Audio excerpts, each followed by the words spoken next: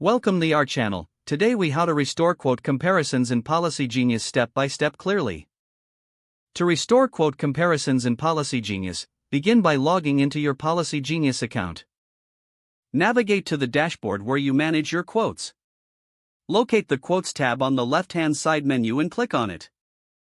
If you do not see your previous comparisons, look for an option labeled Saved Comparisons. Click on Saved Comparisons to view any. If necessary, you may need to adjust filters or search parameters to display relevant comparisons. Select the comparison you wish to restore by clicking on its title. Once selected, review the details of the comparison to ensure it meets your current needs. If you want to make adjustments, click on the edit icon next to the comparison. Make any necessary changes to the quotes included. Save your updated comparison by selecting the Save option. You can now return to the main quotes page to view your restored comparison. Consider comparing additional quotes by clicking on the Add Quotes button. This allows you to expand your analysis and find the best policy for your needs.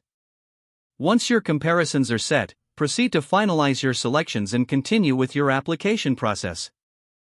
If the page does not load, refresh the browser or try again in a private or incognito window. Make sure you are using the correct email address, then retype it carefully to avoid small typos. If your password is not accepted, use the Reset option and create a new strong password you can remember. Check your spam folder for verification or security emails, then complete any requested confirmation steps. Enable two-factor authentication if available to improve account security and reduce unauthorized access risk. After signing in, review your profile details so your contact information and settings are accurate and current. If you see an error message, note it down and try again after restarting your device and internet connection.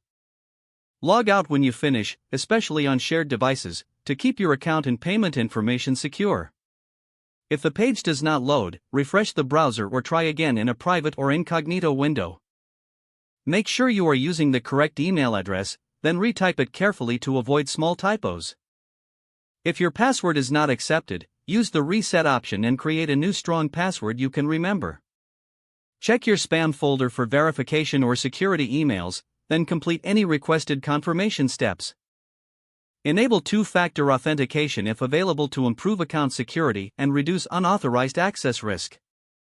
After signing in, review your profile details so your contact information and settings are accurate and current.